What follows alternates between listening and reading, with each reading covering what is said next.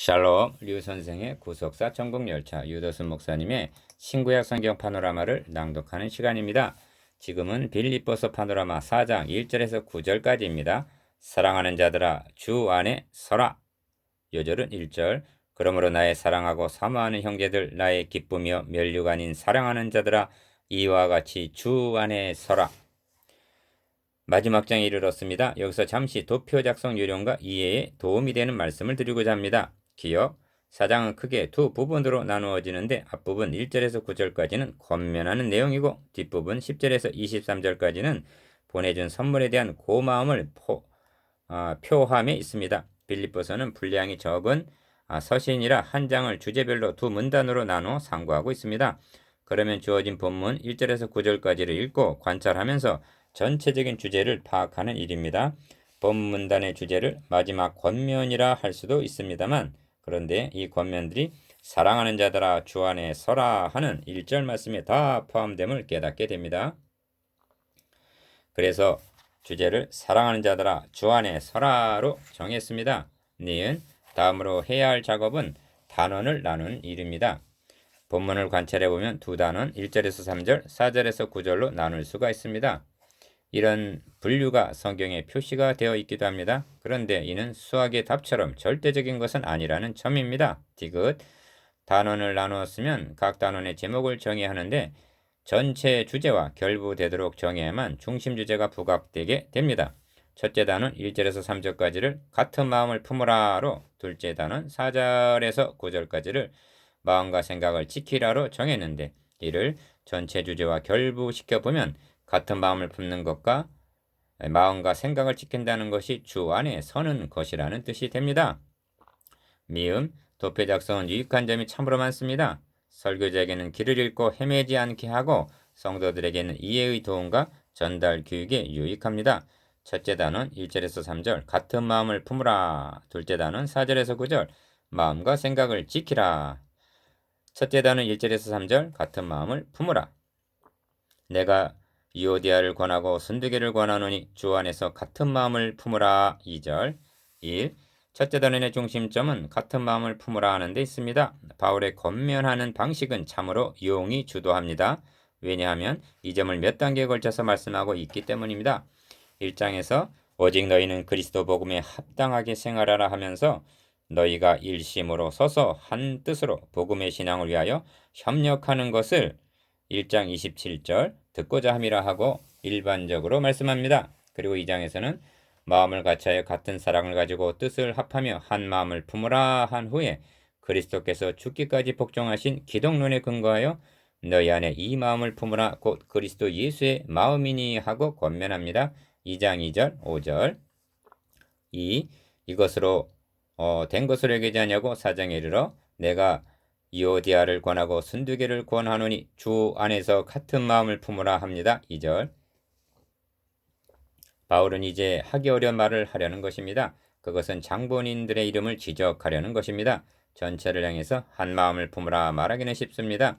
그런데 특정인을 호명하면서 같은 마음을 품으라 하고 말하는 것은 여간 조심스러운 일이 아닙니다.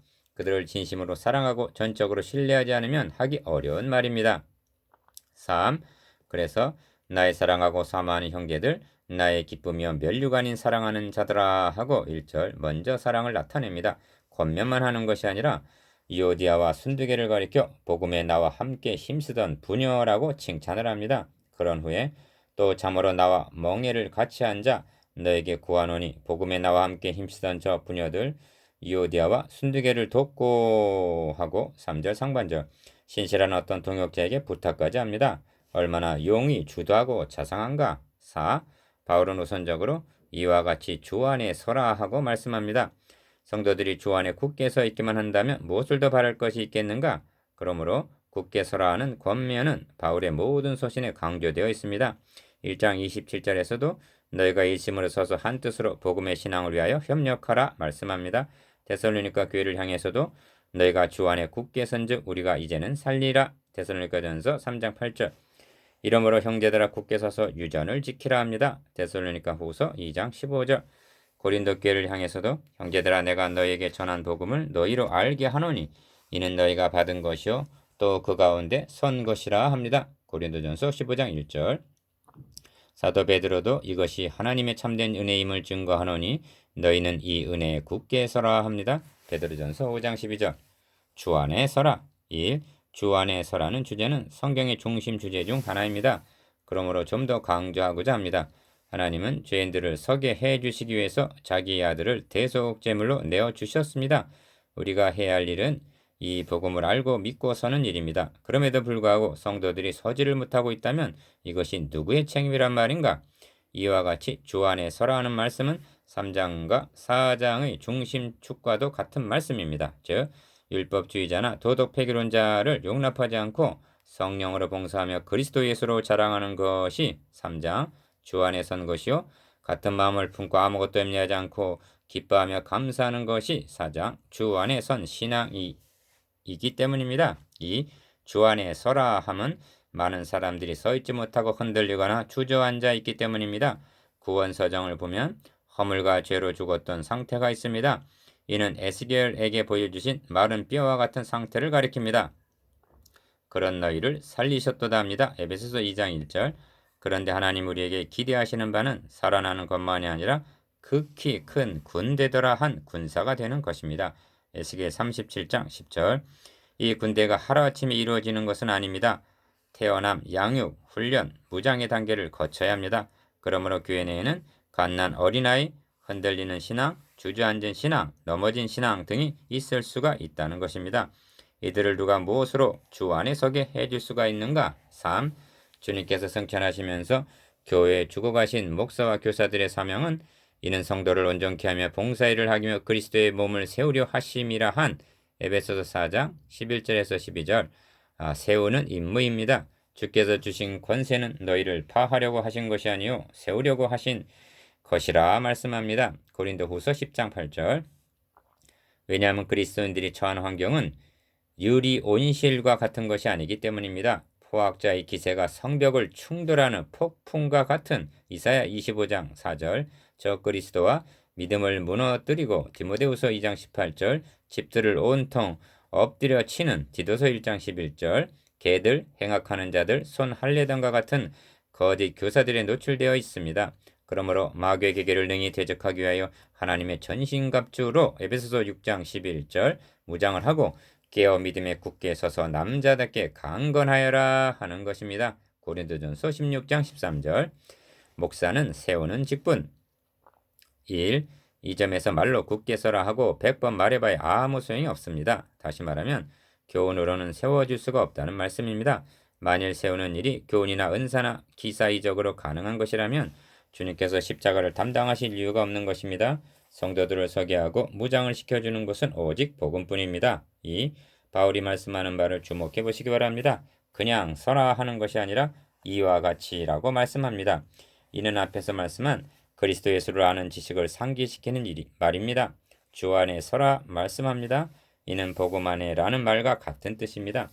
심판날에 성도들을 하나님 앞에 세워줄 수 있는 것은 믿음으로 하나님께로서 난 의뿐입니다. 3장 9절. 3. 성경 말씀에는 건축에 비한다면 골조와 같은 말씀이 있고 내장과 같은 말씀이 있습니다. 지진에도 무너지지 않도록 굳게 세워주는 골조와 같은 말씀은 교리입니다. 교훈은 내장과 같아서 아름답게 꾸며주지만 세우지는 못합니다. 환란이나 미혹 앞에서 교훈, 축복, 방언 등은 아무런 힘이 되어주지를 못합니다. 다시 강조합니다만 죽음 앞에서 흔들리지 않도록 세워지는 말씀은 교훈이 아닙니다. 내가 복음을 부끄러워하지 아니하노니 이 복음은 모든 믿는 자에게 구원을 주시는 하나님의 능력이 됨이라 한 로마서 1장 16절 복음의 능력뿐입니다. 4. 그래도 미심쩍다면 성도들을 세우는 궁극적인 목적이 어디에 있는가를 생각해 보시기를 바랍니다. 산과 바위에게 이르되 우리 위에 떨어져 보좌에 앉으신 이의 낮에서와 어린 양의 진노에서 우리를 가리우라. 그들의 진노의 큰 날이 이르렀으니 누가 능히 서리오 한 계시록 6장 16절에서 17절. 진노의 날, 심판의 날, 곧 주님의 재림의 날에 그 앞에 서는 일입니다. 그 날에 어여시 설 수 있는 것은 내가 가진 의는 율법에서 난 것이 아니요 오직 그리스도를 믿음으로 말미암은 것이니 곧 믿음으로 하나님께로서 난 의라 한 칭의뿐입니다. 3장 9절. 5. 그리고 주님의 재림의 날에 우리의 낮은 몸을 주님의 영광의 몸의 형체와 같이 변케 하심을 3장 21절 있게 되는 자는 오직 복음을 듣고 믿고 거듭난 하나님의 영을 모신 자뿐입니다. 이런 의미가 두 번이나 강조하고 있는 주 안에라는 말씀과 1절, 2절 그 이름들이 생명책에 있느니라는 3절 하반절 말씀 속에 함의되어 있습니다. 그렇다면 마땅히 같은 마음을 품어야 하지 않겠습니까? 이것이 주 안에 서는 것입니다. 둘째 단원 4절에서 9절 마음과 생각을 지키시리라. 그리하면 모든 지각에 뛰어난 하나님의 평강이 그리스도 예수 안에서 너희 마음과 생각을 지키시리라. 7절 1. 둘째 단원의 중심점은 마음과 생각이 있습니다. 본 단원에는 항상 기뻐하라 4절, 관용을 나타내라 5절, 염려하지 말고 감사하라 6절, 하나님의 평강 7절 등이 나옵니다. 이는 모두가 마음과 생각의 작용입니다.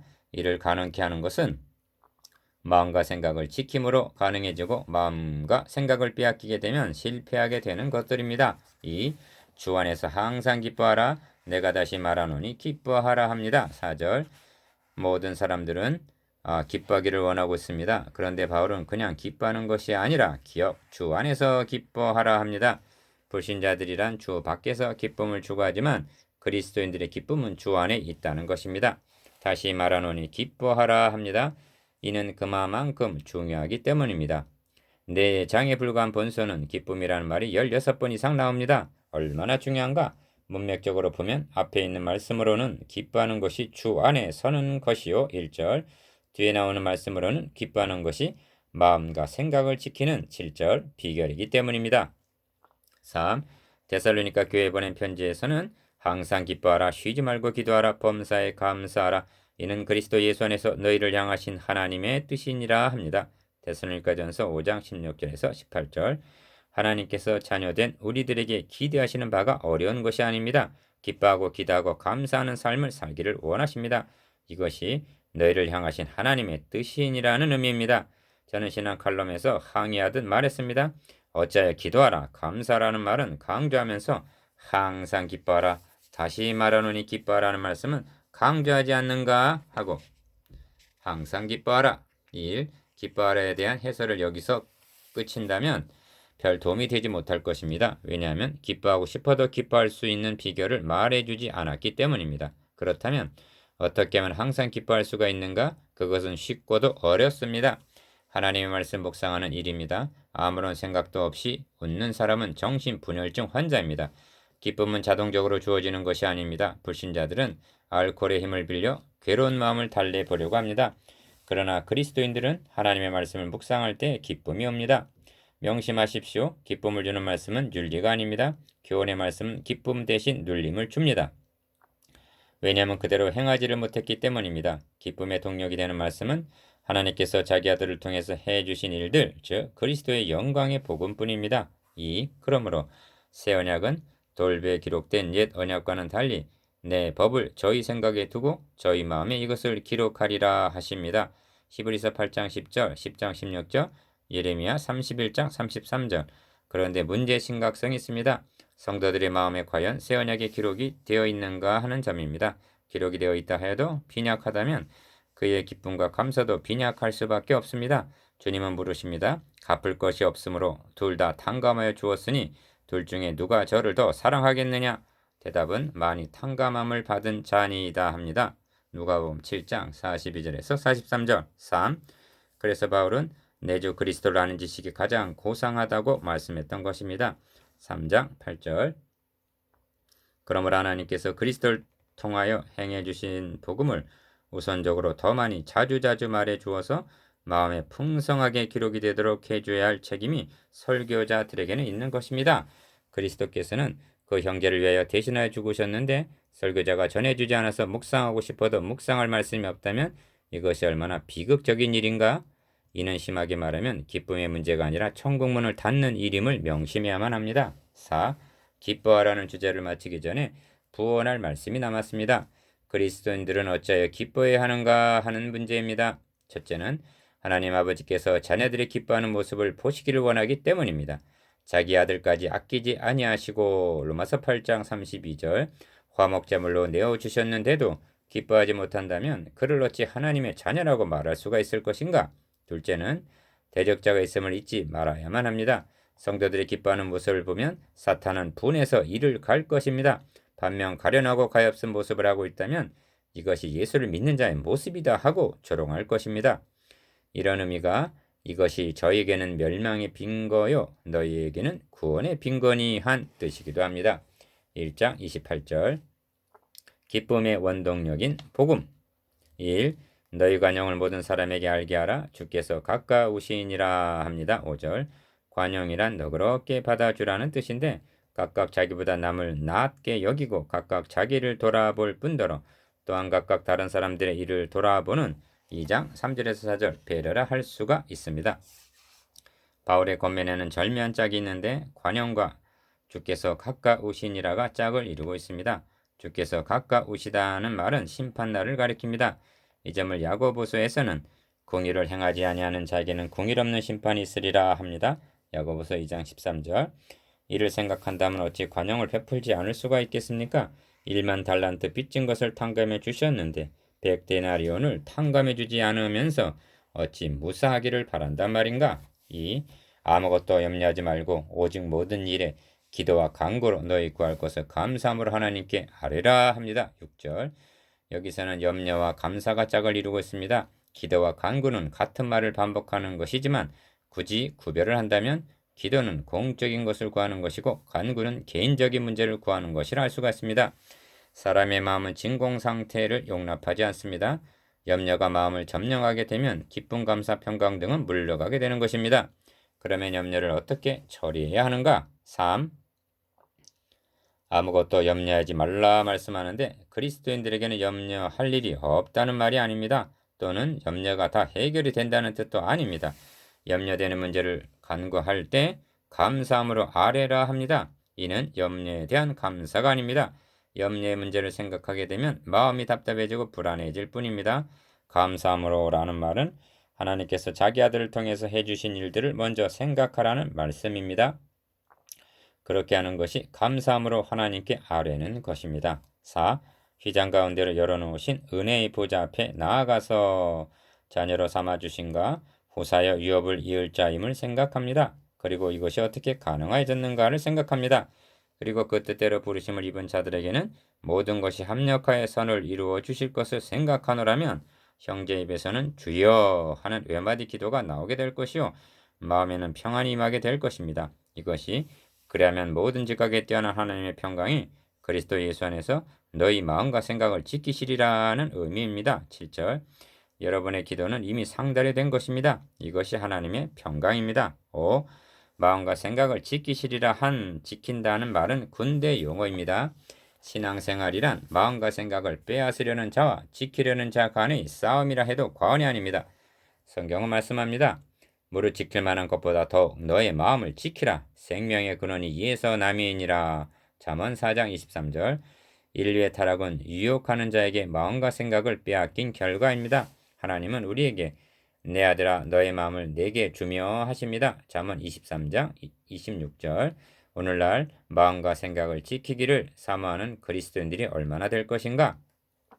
너의 마음을 내게 주며 1. 현대교회는 마음과 생각을 지키는 일의 중요성에 대해서 무감각한 나머지 무방비 상태가 아닌가 싶습니다. 그 사람의 됨됨은 마음과 생각이 무엇에 의하여 지배를 받느냐에 달렸습니다. 잠언 23장 7절 그리스도인과 비그리스도인의 다른 점이 무엇인가? 겉이 다른 것이 아니라 속이 다릅니다.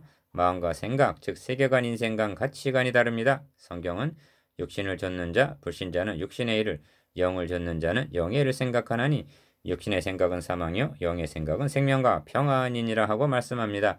로마서 8장 5절에서 6절 2. 주님께서 강한 자 사탄이 무장을 하고 자기 집을 지킬 때에는 라고 하신 누가복음 21장 사탄의 집은 인간의 심령입니다. 간악한 사탄은 육신의 예배에 당해 가는 것쯤은 대수롭지 않게 여깁니다. 그러나 마음을 다하고 뜻을 다하여 하나님을 사랑하는 것은 용납을 하지 못하는 것입니다. 그러므로 마음과 생각 즉 목적은 다른 곳에 둔 채 수단만을 빌리려고 드리는 예배를 신령과 진정으로 드리는 예배라 할 수가 있겠는가? 그래서 주님은 이 백성 입술로 나를 존경하나 마음은 내게서 멀도다 하십니다. 마태복음 15장 8절, 이사야 29장 13절. 여러분의 하루 중 마음과 생각을 지키는 시간과 빼앗기는 시간의 비율이 어떻게 나타날 것 같습니까? 3. 정말로 형제들아 무엇에든지 참되며 무엇에든지 경건하며 무엇에든지 오르며 합니다. 8절 상반절. 사도 바울은 권면을 마치려 합니다.